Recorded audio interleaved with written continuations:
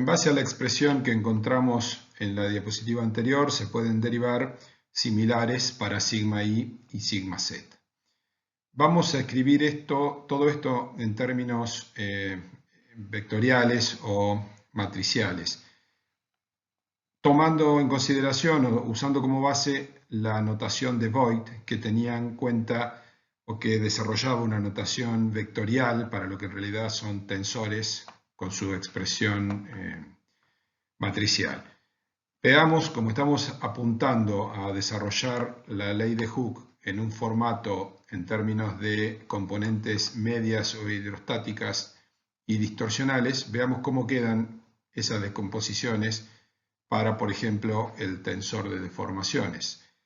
Si estamos pasando de una representación matricial a una representación vectorial en la que solamente quedan los términos que no están repetidos, vamos a ver que la componente media del tensor de deformaciones pasaría a ser un vector, obviamente de 6 por 1, en el que los tres primeros términos valen epsilon m, porque los tres primeros términos del vector representan la diagonal de la matriz, y los otros tres, en la descomposición, en la componente del tensor de deformaciones medio vale 0, porque recordemos que epsilon m es una matriz diagonal y ahora en nuestra representación vectorial va a quedar de esta manera.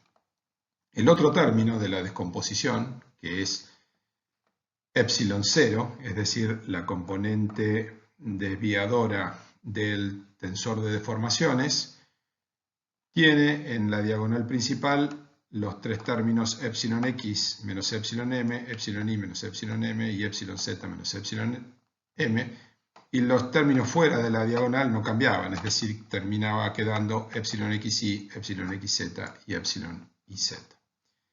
Del lado izquierdo de la ecuación nos quedaba sigma, habíamos encontrado la ecuación de sigma x, pero vamos a desarrollar para sigma i, sigma z y también para los tau, aunque no hay ningún cambio en esas tres componentes.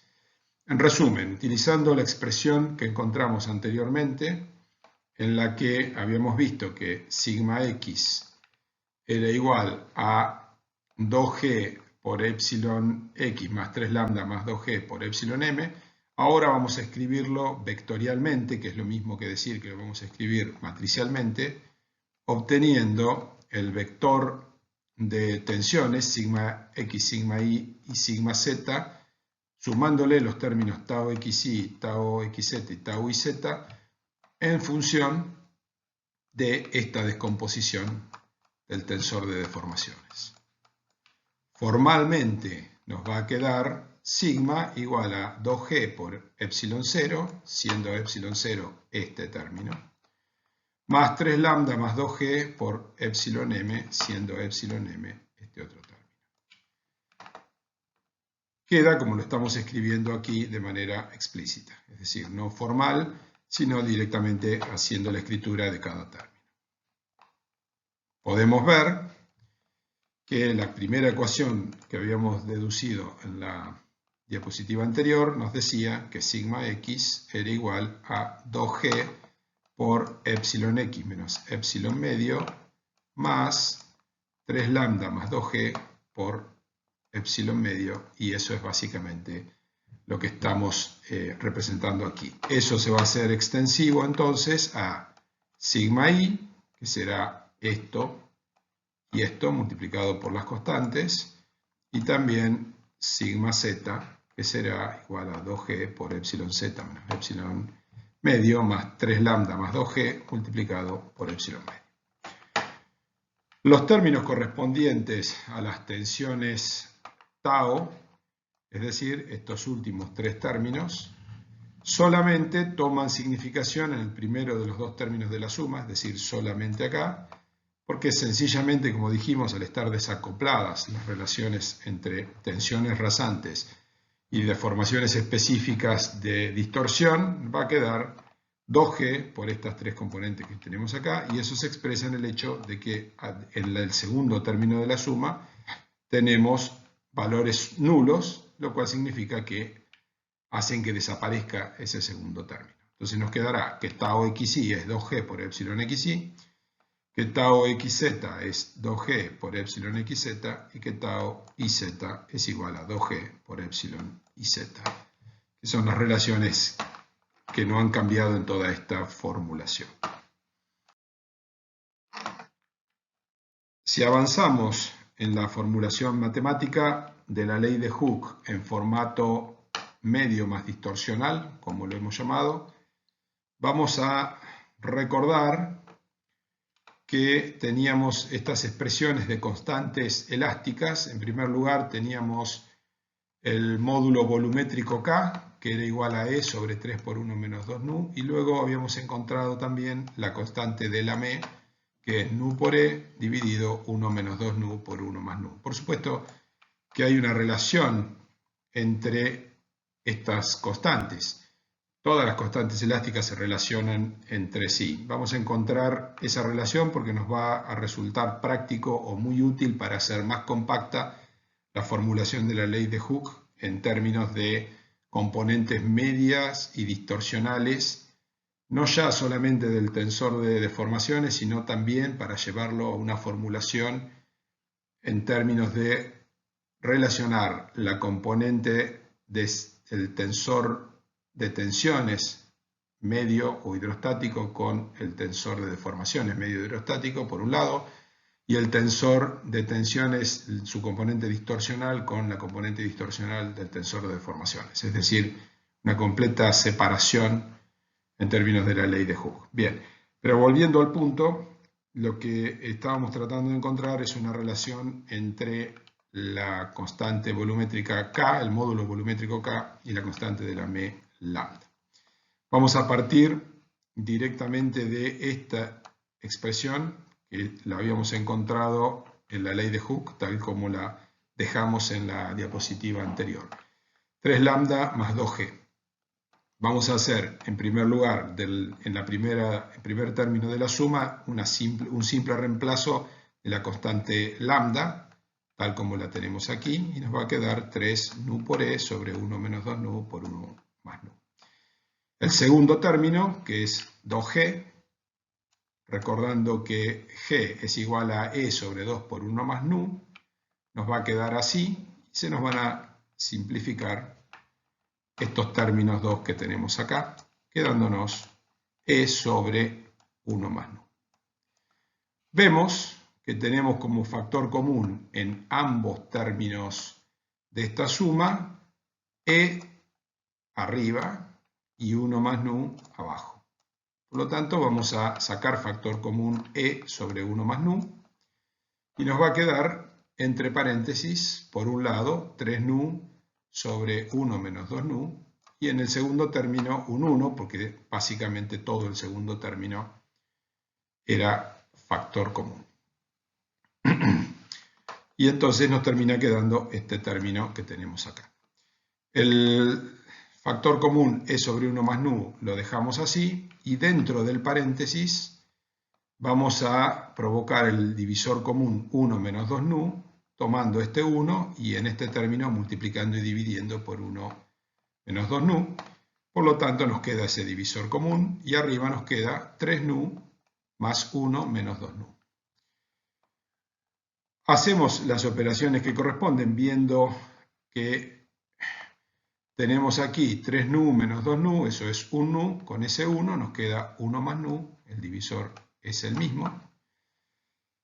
Y entonces, con este término que teníamos afuera, se simplifica el 1 más nu que tenemos acá, y en definitiva todo queda bastante simple y encontramos que 3g, 3 lambda más 2g es igual a e sobre 1 menos 2 nu. Si el del lado derecho de esta igualdad multiplicamos y dividimos por 3, nos vamos a encontrar que e sobre 3 por 1 menos 2 nu, esto que está aquí, es k.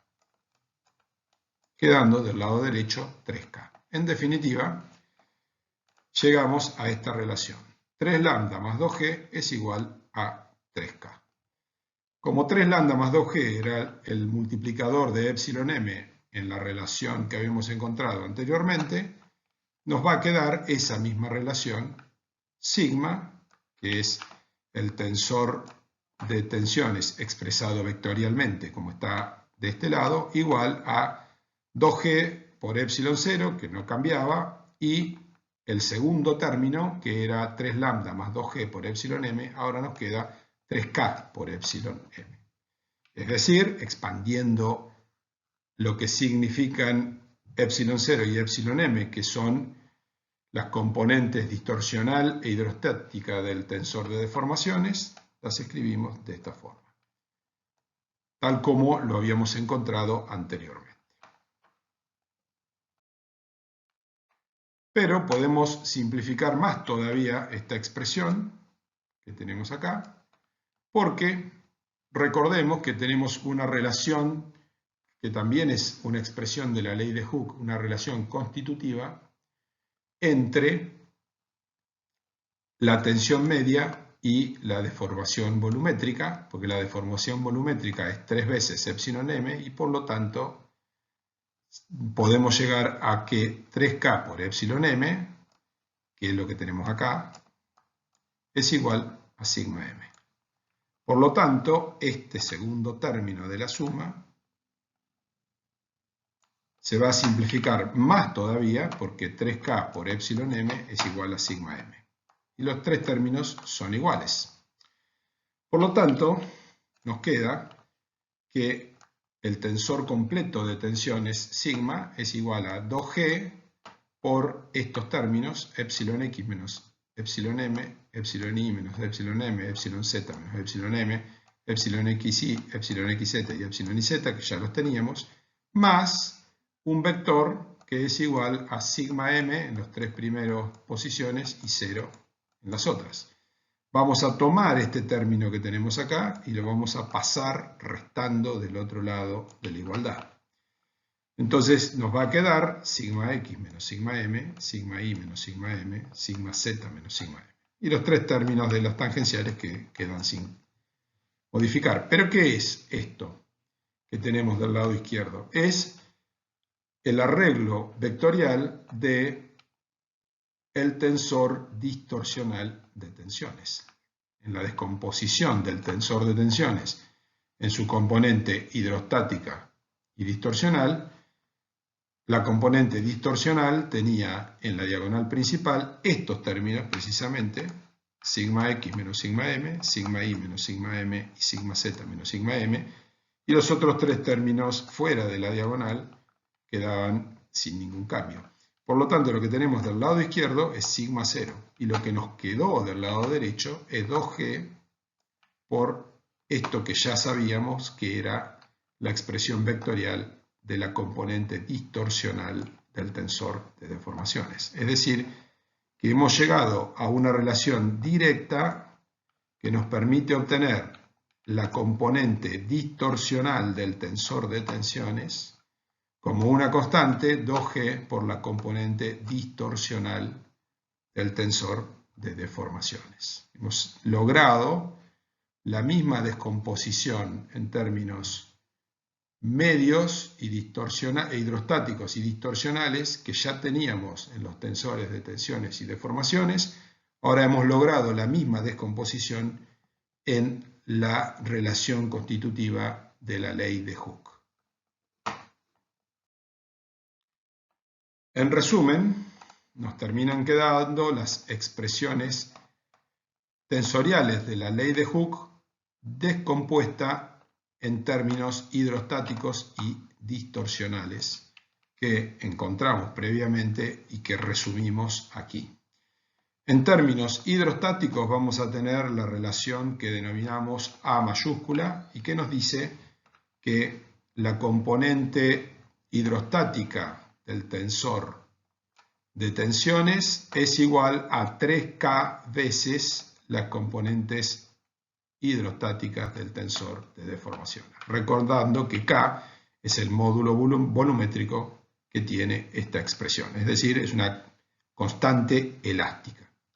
Por otra parte, la segunda ecuación, que representa la descomposición de la ley de Hooke en términos hidrostático y distorsional. La A nos lo daba en términos hidrostáticos, la B nos tiene que dar la relación entre las componentes distorsionales, por lo tanto, y efectivamente hemos encontrado que la componente distorsional del tensor de tensiones es igual a 2G veces la componente distorsional del tensor de deformaciones, siendo G esta constante. Obviamente, estas relaciones tan simples nos permiten decir que epsilon m es igual a sigma m sobre 3K y que epsilon 0 es igual a sigma 0 sobre 2G. Es decir, estamos hablando de expresiones tensoriales, por más que las expresemos vectorialmente, son expresiones tensoriales, pero no necesitamos invertir matrices para pasar de relación de tensiones en función de deformaciones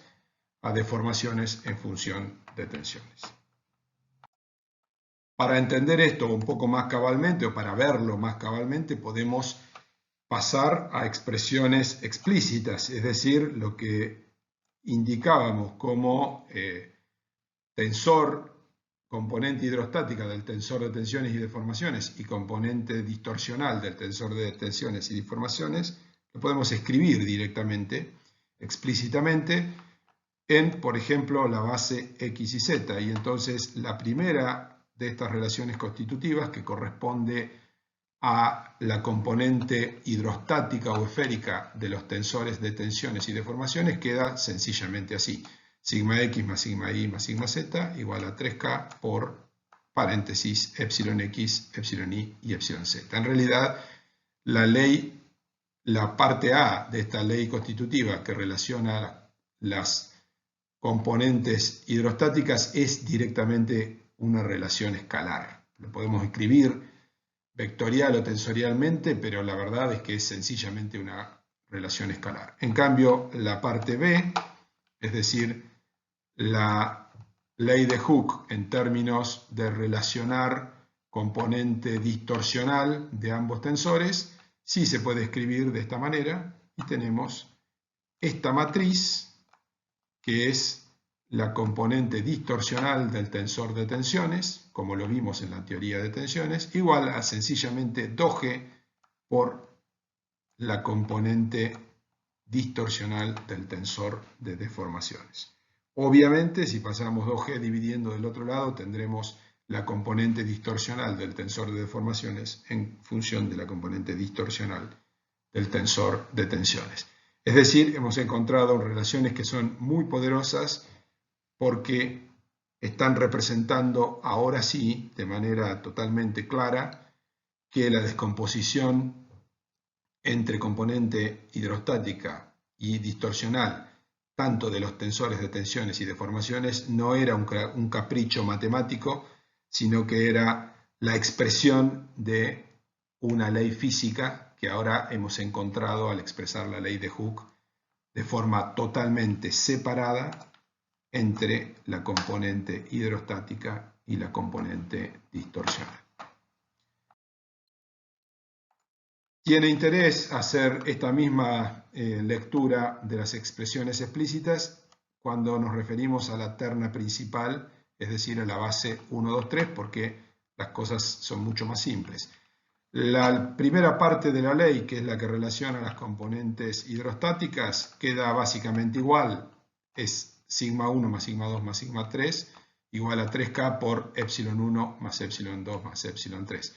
Sin embargo, la parte B se simplifica más todavía porque en la base 1, 2, 3 la componente desviadora del tensor de tensiones es un tensor diagonal y lo mismo pasa con la componente desviadora del tensor de deformaciones, que también es un tensor diagonal, por lo cual esta relación se podría explicitar como tres relaciones escalares cuando estamos haciendo referencia a la base principal 1, 2, 3. En resumen, y como ya se dijo anteriormente, hemos demostrado que la descomposición en términos hidrostático o esférico, por un lado, y término distorsional de los tensores de tensiones y deformaciones tiene un correlato absoluto que en el caso de un material isótropo, lineal y elástico, lleva a una formulación de la ecuación constitutiva muy sencilla, que es básicamente lo que hemos visto en esta diapositiva y la anterior. Pasaremos ahora a estudiar un material que no es isótropo, pero cuya falta de isotropía tampoco es totalmente aleatoria. Habíamos dicho anteriormente que un material isótropo es aquel que desde el punto de vista físico se puede interpretar como que si tenemos un volumen muy grande del material y tomamos muestras o probetas con orientaciones totalmente aleatorias, ya sean paralelas a X y Z o no, inclinadas en función de cualquier inclinación, o sea, puede ser absolutamente aleatoria, vamos a encontrar los mismos parámetros elásticos, módulo de elasticidad E, coeficiente de Poisson nu, y a partir de ahí se van a derivar todas las constantes, como el módulo de cortante G, el módulo volumétrico K, la constante de la m lambda, que en realidad son combinaciones de los mismos parámetros, de los mismos dos parámetros independientes. En un material, por lo tanto, isótropo, vamos a tener solamente dos constantes básicas, por ejemplo, el módulo de elasticidad E y la constante o relación de Poisson nu, y a partir de esos dos únicos números vamos a obtener todos los demás y esos van a ser válidos para cualquier orientación respecto al sistema original de referencia X y Z. Un material no isótropo sería aquel en el cual la orientación que tomamos al, por ejemplo, para visualizarlo físicamente, cortar esa probeta, define los valores que luego vamos a obtener en los ensayos y por lo tanto las constantes elásticas. Vamos a estudiar un caso particular de material anisótropo. O sea, si isotropía es lo que habíamos definido al principio, anisotropía sería la falta total de esa regla original. Y esa anisotropía puede ser también básicamente aleatoria o puede estar ordenada de una manera. Vamos a quedarnos con un caso particular de la anisotropía, que es lo que se denomina ortotropía, o un material que no es isótropo, pero que tiene un cierto ordenamiento en función de lo que denominamos ortotropía. La ortotropía significa que tenemos el comportamiento elástico ordenado según tres direcciones que en este caso vamos a identificar con X, Y y Z. Es decir, cuando cortamos esas probetas en esa idealización de un comportamiento experimental, vamos a obtener un funcionamiento, un comportamiento bien diferenciado cuando esa probeta la probeta está cortada según X, según Y y según Z. Y lo que vamos a encontrar son, en primer lugar, módulos de elasticidad diferenciados en la dirección X, pero también otros diferentes en la dirección Y y en la dirección Z. Pero estudiemos primero qué es lo que sucede cuando tenemos esta diferencia de módulos y también vamos a tener una diferenciación en los coeficientes o módulos de Poisson que ahora se van a identificar con planos XY y vamos a tener un módulo de Poisson en el plano XY y otro módulo de Poisson en el plano XZ, a los cuales vamos a llamar nu sub XY y nu sub XZ. Es muy importante en este punto del análisis poner en evidencia que cuando tenemos un material ortótropo que tiene comportamiento bien diferenciado según tres ejes, es muy importante ubicar los ejes de referencia X y Z alineados con esos tres ejes de comportamiento experimental del material. Es muy importante tener ese alineamiento. Entonces ahora en este caso, ya cuáles son las direcciones de los ejes X y Z ya no es arbitrario, sino que lo tenemos que alinear con lo que es el comportamiento físico del material. Cuando estamos hablando del material isótropo, en el que ninguna dirección tiene absolutamente ninguna preferencia respecto a las otras, El sistema X y Z puede ponerse en cualquier dirección arbitraria. Cuando pasamos a hablar del material ortótropo, vamos a tener que obligatoriamente alinear los ejes de nuestro sistema de referencia X y Z con las direcciones de esa ortotropía que se experimenta físicamente en el material. Haciendo esta salvedad y considerando entonces que nuestro sistema de referencia está alineado con el comportamiento físico ortótropo del material, podemos pasar a encontrar las relaciones entre deformaciones y tensiones. Y vamos a volver al punto original en el que partimos con el material isótropo, que es considerar que tenemos tensiones en una sola dirección en términos normales y encontrar cómo afecta eso a las deformaciones en las tres direcciones de nuestro sistema de referencia. Por lo tanto, lo que vamos a considerar es que a ese material ortótropo lo sometemos, por ejemplo, a una barra en la dirección X de tensiones sigma X. Considérese que las tensiones son el producto o la consecuencia de determinadas cargas que estamos aplicando sobre nuestro sólido elástico y que acá estamos haciendo un experimento muy simple, que es tomar una barra y someterla a una tensión uniaxial sigma X. Y lo que vamos a ver es cuáles son las deformaciones específicas extensionales que resultan de aplicar esa tensión sigma X. Vamos a estudiar las deformaciones extensionales en los ejes X, Y y Z. Ya sabemos que en la dirección X vamos a tener una relación lineal entre la tensión aplicada externamente y esa deformación específica, pero ahora el módulo elástico que define esa relación lo vamos a denominar epsilon X.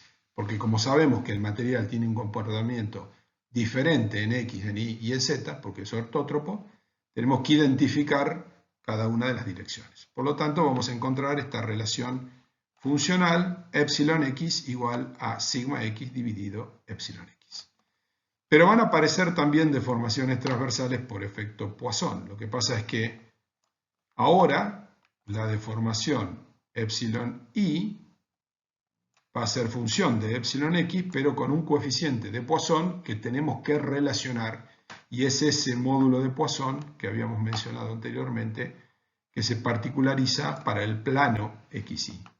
¿Por qué se particulariza para el plano XY? Porque lo que nos dice ese módulo nu XY es cuál es la deformación en la dirección Y que se induce cuando provocamos una deformación en la dirección X. Y por lo tanto, ese módulo es nu XY y la relación funcional entre las deformaciones es epsilon Y igual a menos nu XY por epsilon X. Si introducimos aquí esta expresión, vamos a encontrar en definitiva que epsilon Y es igual a menos nu XY por sigma X dividido epsilon X.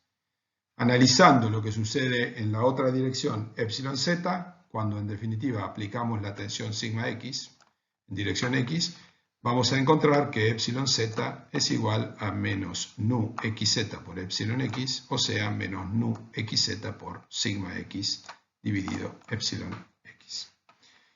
Cuando analizamos el corte puro, vamos a encontrar siempre la descomposición o la independencia en términos de que la distorsión gamma XY es igual a tau XY dividido el módulo de cortante. Es decir, no hay un efecto y en el material ortótropo eso no cambia en términos de que gamma IJ es función de tau IJ únicamente, pero ahora por la ortotropía del material vamos a encontrar que el módulo de cortante también está diferenciado según el plano en el que actúa el cortante, lo cual tiene absolutamente sentido. Entonces vamos a encontrar que la relación funcional es gamma IJ igual a tau IJ sobre G IJ. Va a haber un módulo de cortante en cada uno de los tres planos. En resumen, ¿qué vamos a tener en el material ortótropo?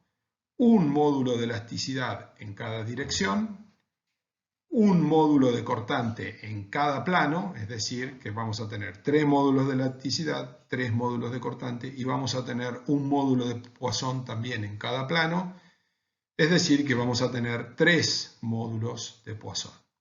En definitiva, vamos a necesitar 3 módulos de elasticidad y 3 módulos de Poisson como mínimo para definir el comportamiento en términos de la relación constitutiva del material ortótropo cuando vayamos a definir la ley de Hooke.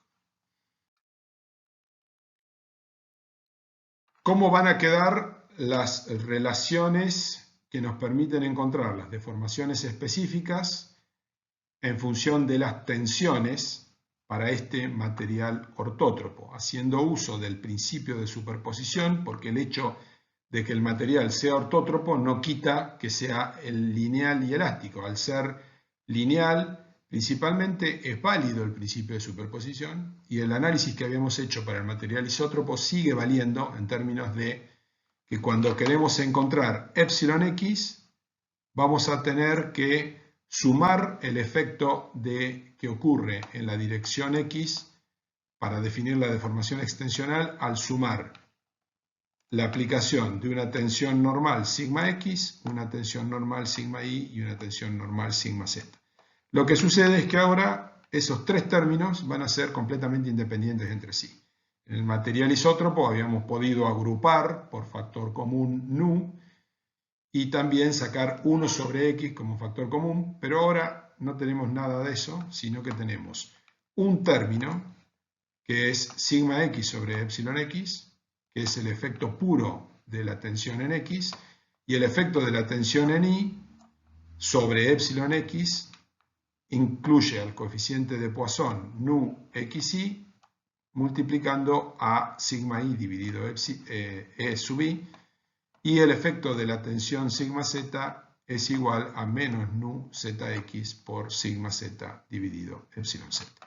Es decir, que ya no tenemos ningún factor común y vamos a encontrar la deformación específica de epsilon x total como la suma de 3 términos que ahora son totalmente independientes entre sí porque dependen de parámetros elásticos que son diferentes, independientes, que son, como dijimos anteriormente, para el material ortótropo, 3 módulos de elasticidad, epsilon x, epsilon y epsilon z, y los 3 módulos de Poisson. En epsilon x entran solamente estos 2 de los 3 módulos de Poisson, nu x y nu zx, pero luego cuando vamos a encontrar epsilon y, vamos a tener que es sigma i sobre sub i y empiezan a aparecer los otros módulos de Poisson, obteniendo en definitiva estas 3 relaciones para las 3 deformaciones extensionales. Y las 3 deformaciones de tipo distorsionales, tal como vimos anteriormente, si bien están desacopladas entre sí, van a hacer referencia a módulos de cortante diferentes. Vamos a tener que epsilon xy, que es igual a un medio de la distorsión, es tau xy sobre 2g xy.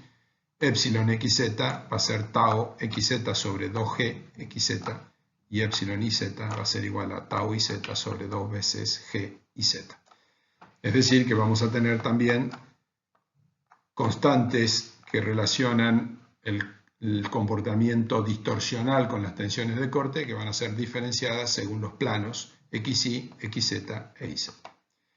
Todo esto se puede incorporar, como habíamos visto para el material isótropo, en una expresión de tipo matricial.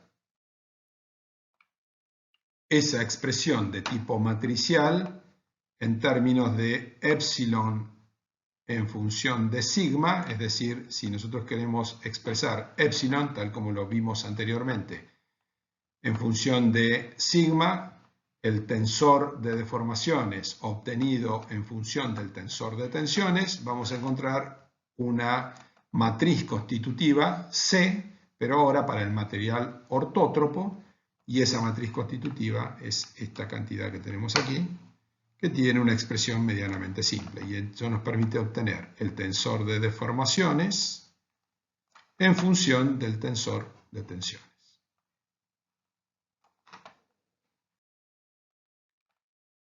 Pero como ya vimos para el material isótropo, puede ser de interés en general encontrar también el tensor de tensiones en función del tensor de deformaciones, y para eso encontrábamos la matriz constitutiva D, que era igual a C a la menos 1, obviamente, y la inversión de esa matriz ahora es un poco más complicada desde lo algebraico, pero termina quedando esta expresión donde aparece aquí una constante delta, que para abreviar la expresión no se introduce explícitamente, sino que delta es esta cantidad que está aquí, que depende de los parámetros elásticos del material ortótropo, pero en definitiva, con mayor o menor complicación desde el punto de vista algebraico, vamos a encontrar el tensor de tensiones como una matriz de 6 por 6 multiplicada por el tensor de deformaciones, siempre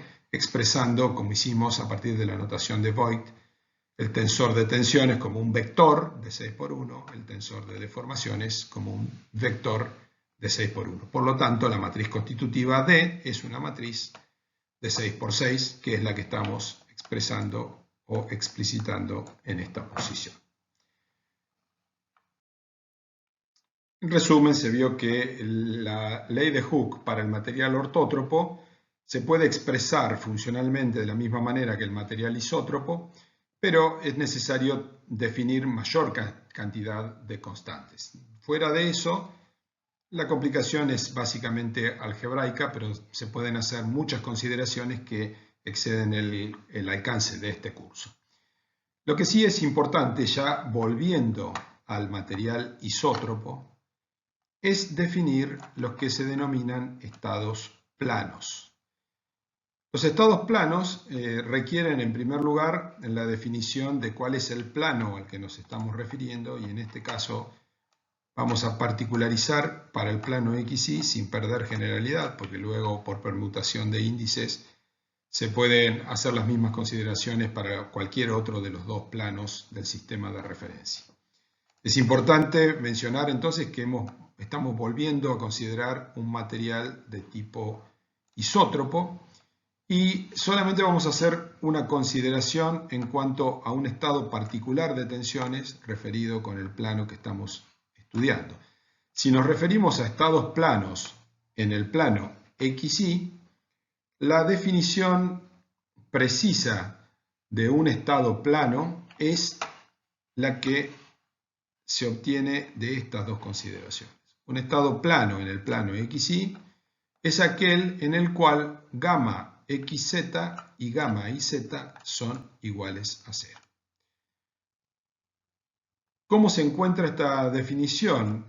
Se encuentra, y es bastante fácil de ver, en el hecho de que las distorsiones en los planos que contienen a la coordenada que no está en la definición del plano principal valen 0. Eso se puede interpretar físicamente como que no existen distorsiones que saquen deformaciones distorsionales fuera de este plano XY. Es decir, desde el punto de vista distorsional, todo ocurre dentro del plano XY. De esa manera es posible hacer simplificaciones importantes en la nomenclatura vectorial que habíamos hecho, tanto para el tensor de deformaciones, epsilon, como para el tensor de tensiones. En primer lugar, veamos el tensor de deformaciones epsilon. Originalmente, para un estado tridimensional, sin esta consideración particular del estado plano, el tensor de deformaciones tenía 6 componentes. Era, en la notación de Voigt, un vector de 6 por 1. Pero si ahora consideramos que estas dos gamma valen 0, vamos a hacer una notación compacta del tensor de deformaciones en el que quedan solamente 3 componentes. Las componentes epsilon x, epsilon y y epsilon xy. Hemos eliminado, o en términos de distorsiones, nos quedarían epsilon x, epsilon y, que no dependen de las distorsiones, y epsilon xy, que es igual a 1/2 de gamma xy.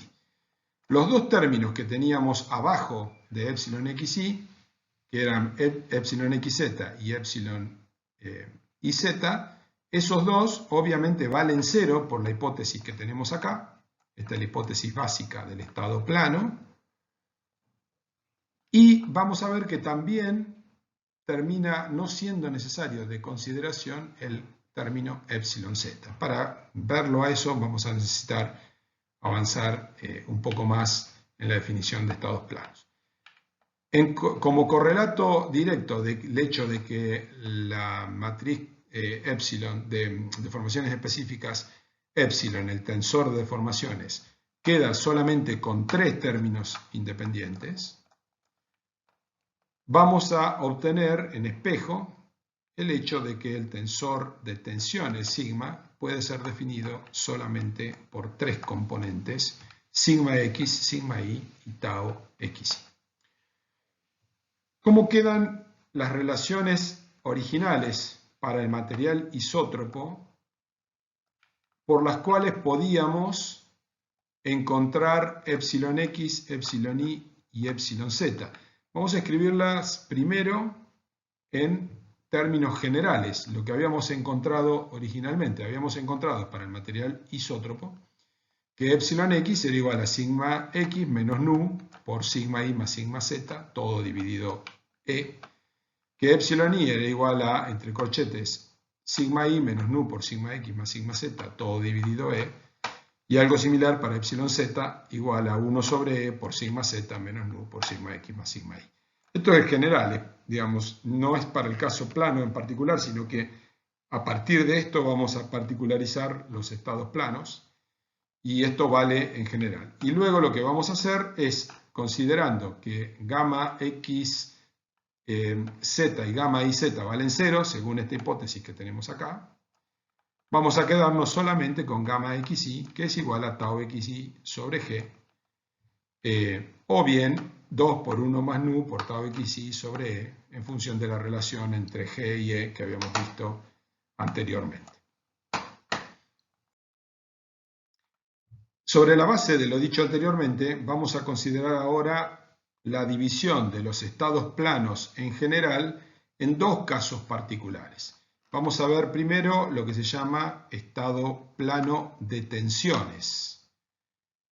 ¿Cómo se define un estado plano de tensiones? Se define sumando a las hipótesis que habíamos visto anteriormente, en las cuales gamma xz y gamma iz son iguales a 0, y ahora le vamos a sumar otra hipótesis, y es la suposición de que sigma z es también igual a 0. Entonces nos termina quedando que gamma xz, gamma iz y sigma z son iguales a 0 para el estado plano de tensiones. Es decir, estado plano se relaciona con que gamma xz y gamma iz valen 0, y al sumarle la hipótesis de sigma z igual a 0 es que esto se pasa a llamar estado plano de tensiones. Esto tiene que quedar bien claro. Los estados planos se definen por estas 2 primeras igualdades a 0, y cuando sumamos el hecho de que sigma z vale 0, nos queda lo que llamamos estado plano de tensiones. ¿Qué es físicamente hablando un estado plano de tensiones? Es un estado en el cual tenemos en el sistema xy, es decir, tenemos aquí x, esto es el eje x, esto es el eje y en ese plano tenemos una situación en la cual solamente tenemos tensiones en estas caras del tetraedro elemental. Esta cara que está aquí y esta otra cara que está aquí.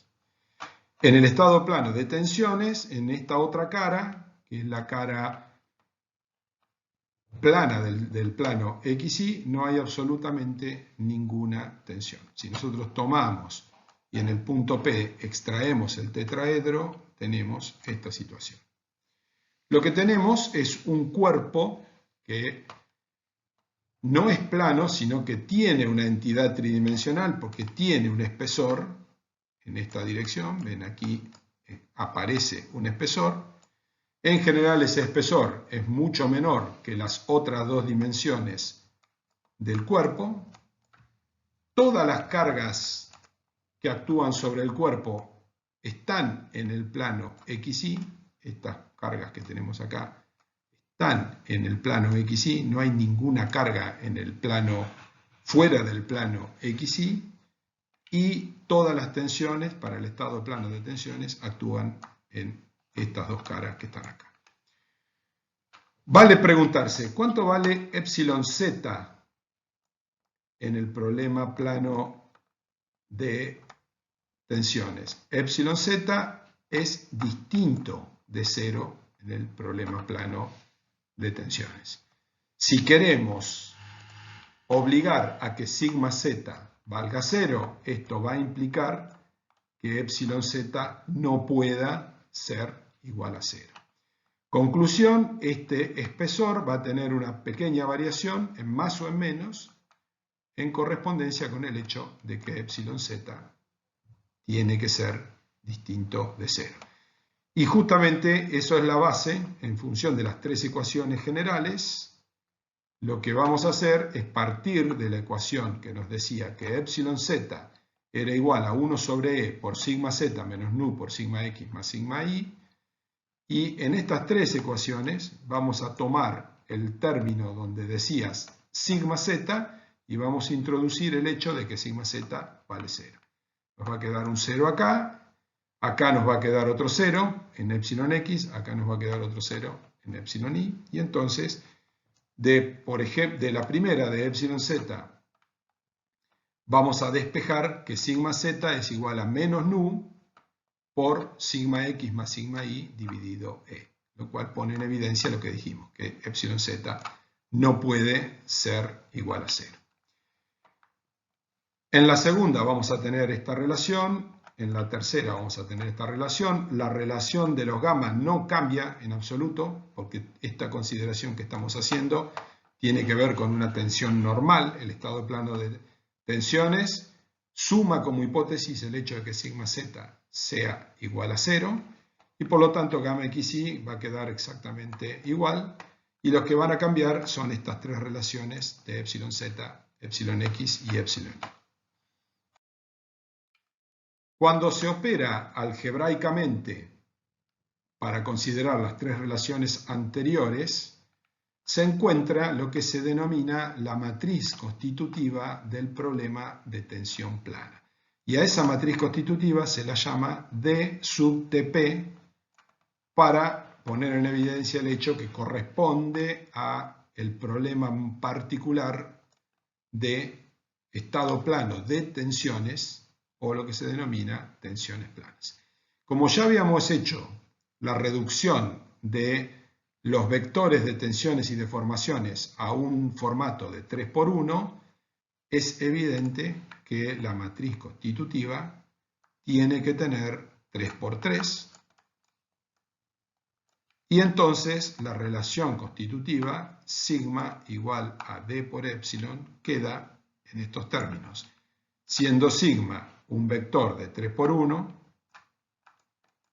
siendo epsilon otro vector de 3×1 como vimos anteriormente, y por lo tanto siendo la matriz constitutiva una matriz de 3×3. Es decir, cuando en el estado general de tensiones tridimensionales para el cuerpo isotrópico de un material isotrópico teníamos una matriz constitutiva de 6×6, en el caso del estado plano vamos a tener matrices constitutivas de 3×3. Hay una reducción en el orden de magnitud de los vectores de tensiones y deformaciones, en primer lugar, que pasan a ser, en lugar de 6×1, a ser vectores de 3×1, y la matriz constitutiva, que en el problema general tridimensional del material isótropo era una matriz de 6×6, ahora en los estados planos pasa a ser una matriz de 3×3. En particular, en el caso del estado plano de tensiones, que a las dos hipótesis básicas de estado plano, que son gamma xz igual a gamma iz igual a 0, le suma la condición de que sigma z sea igual a 0, y esas tres condiciones constituyen las hipótesis básicas del estado plano de tensiones. Entonces, para el estado plano de tensiones, la matriz constitutiva, que llamamos DTP, porque es de tensiones planas, es esta que tenemos aquí. con esta constante que multiplica a toda la matriz. El otro estado plano que podemos definir y que vamos a definir en este curso, hay un tercer estado plano que se llama axial simetría, pero que no lo vamos a ver en este curso. El otro estado plano que vamos a ver es el denominado estado plano de deformaciones, que a las dos hipótesis básicas, que eran gamma xz igual a gamma y z igual a 0, le suma una tercera condición que es epsilon z igual a 0. Se ve claramente por qué se llama estado plano de tensiones y de deformaciones. En el caso del estado plano de tensiones, sumábamos la condición de que sigma z fuera 0, y en el estado plano de deformaciones sumamos la condición de que epsilon z sea igual a 0. ¿Qué significa eso en términos físicos? Significa la representación de, si este es nuestro sistema, este es el eje X y esto que está aquí es el eje Y, este otro es el eje Z y representa físicamente casos de cuerpos que en ese eje perpendicular al plano que estamos considerando tienden a tener longitud infinita. Cuando el cuerpo tiene longitud infinita, no puede haber epsilon z, porque si no habría una elongación infinita en esa tercera dirección. Por ejemplo, físicamente puede estar representando un caso de un terraplén, es el ejemplo típico, una presa. Una presa que la sección transversal se define en el plano XY y que en la tercera dimensión la longitud es mucho más larga. Por ejemplo, imaginemos o un terraplén de un camino o una presa que en XY tiene una altura de 20 metros, un ancho de 60, 70 metros, pero que longitudinalmente mide algunos kilómetros de longitud. Si en la dirección longitudinal hubiera una deformación específica, al integrarse en una longitud de varios kilómetros, eso implicaría un corrimiento longitudinal de muchísimos metros, y eso es físicamente imposible. Por lo tanto, se deduce que epsilon z vale 0 y eso es lo que se estudia como estado plano de deformaciones. El estado plano de deformaciones puede ser representado, por más que tenga una longitud infinita en la tercera dimensión, que en este caso es el eje z, se lo puede estudiar solamente en el eje XY, analizando estas fuerzas que en realidad se distribuyen a lo largo de X como fuerzas por unidad de longitud y considerando el análisis de un espesor unitario. Es decir, de esta longitud infinita en el eje Z se corta 1 metro, si estamos hablando de un sistema de unidades en el que la unidad de longitud es 1 metro, tomamos un espesor unitario y analizamos el problema en el plano XY considerando ese espesor unitario.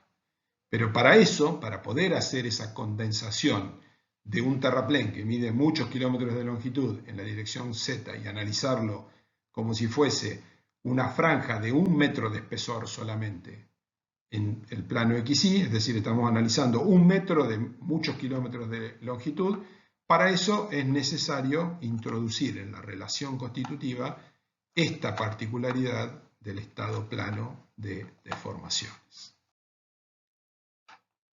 Para eso se introduce ahora la condición epsilon z igual a 0 y de la ecuación, de la tercera ecuación de deformación elástica que nos decía que epsilon z era igual a 1 sobre e por entre corchetes sigma z menos nu por sigma x más sigma y, igualamos todo eso a 0 y se despeja sigma z de ahí, igual a nu por sigma x más sigma y, y encontramos acá lo que era evidente y ya habíamos mencionado en el estado plano de tensiones. En el estado plano de tensiones nosotros habíamos impuesto que sigma z valga 0 y habíamos dicho que a consecuencia de esa imposición epsilon z no podía ser igual a 0. Ahora, en el estado plano de deformaciones, nosotros estamos imponiendo que epsilon z sea nulo Y como consecuencia de eso, sigma z no va a poder ser igual a 0, va a ser en general distinto de 0. Podrá valer 0 en algún punto, pero no en general en todo el plano ese de análisis XY en el que estamos analizando nuestro problema. Lo que se hace es, dentro de, por ejemplo, esta ecuación de epsilon x, donde dice sigma z, introducimos esto y se llega a una relación un poquito más complicada que la del estado plano de tensiones, pero en definitiva se despeja epsilon x, y haciendo lo mismo con epsilon y se puede obtener una expresión similar. Esto no es demasiado complicado porque estamos considerando un material isotrópico. Si hacemos este mismo análisis para el material ortótropo, esto se complica bastante, pero siempre son complicaciones algebraicas. Lo que importa aquí es el marco conceptual del problema, que es conceptualmente un estado plano de tensiones, un estado plano de deformaciones, que es lo que ya hemos explicado. Y como siempre, gamma xy no tiene ninguna modificación por el hecho de que sea un estado plano de deformaciones o tensiones. Y las otras dos gamas, x, z e iz, valen 0, porque siempre estamos dentro de la hipótesis de estado plano en el plano xy. Considerando entonces estas deducciones algebraicas, se puede llegar a la matriz constitutiva para el estado plano de deformaciones, o lo que se suele denominar coloquialmente deformación plana, que se la llama D sub dp por esta nomenclatura de deformaciones planas, y esa es obviamente una matriz de 3×3, porque como ya vimos anteriormente, los estados planos reducen la complejidad del problema y se pueden estudiar con vectores de tensiones y deformaciones de 3×1, no de 6×1, y a consecuencia de eso, las matrices constitutivas tienen rango 3×3. Y esa matriz constitutiva para el caso de deformaciones planas está dada por esta expresión que tenemos aquí. Concluyendo de esa manera, la particularización del problema general tridimensional de la ecuación constitutiva o ley de Hooke para los casos que se denominan estados planos, que como dijimos se pueden subdividir en estados planos de tensiones, estados planos de deformaciones. Hay un tercer estado plano que es el llamado axial simetría, pero que queda fuera del alcance de este curso.